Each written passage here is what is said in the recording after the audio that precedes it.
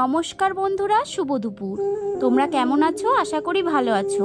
আমি প্রিয়াঙ্কা আবার চলে এলাম ছোট্ট একটা মিনি ব্লগ নিয়ে।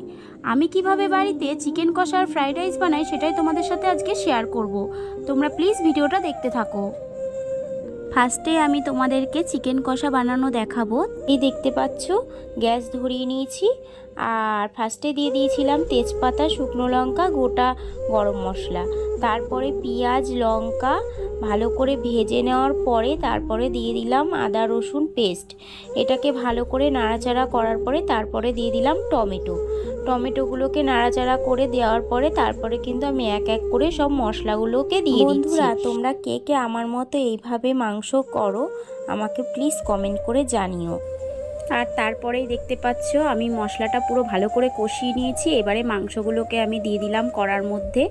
এবার ভালো করে মাংস আর মশলাটা কষিয়ে নেব। এই দেখো আমার কষা পুরো কমপ্লিট হয়ে গেছে। কালারটা কত সুন্দর এসছে দেখতেই পাচ্ছ তোমরা সবাই। এইভাবে যদি তোমরা মাংস করো একদম হাত চেটে পুটে সবাই খেয়ে নেবে। আর আমি কিন্তু এর মধ্যে বেশি ঝোল করব না, কেন বলো তো, একটু সামান্য গেভি থাকবে সেরকম। কারণ এটা তো ফ্রাইড রাইস দিয়ে খাওয়া হবে, সেই জন্য বেশি ঝোল থাকলে একদমই খেতে ভালো লাগবে না। তারপরেই চলে এলাম রাইসটা কিভাবে বানাবো সেটা তোমাদের দেখানোর জন্য। ফার্স্টে এর মধ্যে তেজপাতা দিয়ে দিয়েছিলাম, তারপরে দারচিনি, লবঙ্গ, এলাচ যা যা আর কি দেয় ফোড়নে সেগুলোই আমি দিয়ে দিয়েছি। তারপরে দিয়ে দিয়েছি বিনস, গাজর আর বিনসটাকে ভালো করে ভেজে নিচ্ছি। ভেজে নেওয়ার পরে আমি রাইসটা আগেই করে নিয়েছিলাম, সেটা তোমাদের দেখানো হয়নি। রাইসটা আমি রেডি করে রেখেছিলাম এবং ঠান্ডাও করে রেখেছি। সেই রাইসটার মধ্যে যেগুলো আমি উপকরণ ভাজা করলাম আর কি, বিনস গাজর, সেগুলোকে আমি একসাথে মিশিয়ে নেব।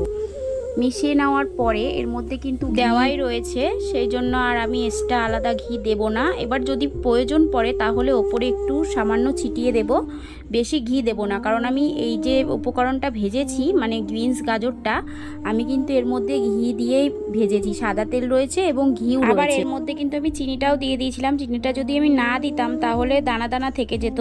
বন্ধুরা, আমি যেভাবে তোমাদেরকে ফ্রাইড রাইস করা আর চিকেন কষা করা দেখালাম, অবশ্যই তোমরা বাড়ি ট্রাই করো। খেতে অবশ্যই খুব ভালো লাগবে এইভাবে যদি তোমরা বানাও। তাহলে আর দেরি কেন, ঝটপট বানিয়ে ফেলো বাড়িতে চিকেন কষা আর ফ্রাইড রাইস। আমার ভিডিওটা তোমাদের কেমন লাগলো অবশ্যই আমাকে জানিও। আর এইভাবেই আমাকে এত ভালোবাসা দেওয়ার জন্য সবাইকে অসংখ্য ধন্যবাদ। এইভাবেই আমার পাশে থেকো, আমিও সবার পাশে থাকবো। আমি এখানেই আমার ভিডিওটা শেষ করছি। আবার চলে আসবো অন্য কোনো নতুন ভিডিও নিয়ে। ততক্ষণ সবাই সুস্থ থেকো, ভালো থেকো। আর যদি ভিডিওটা ভালো লেগে থাকে অবশ্যই লাইক, কমেন্ট, শেয়ার করতে ভুলো না। টাটা, বাই বাই সবাইকে।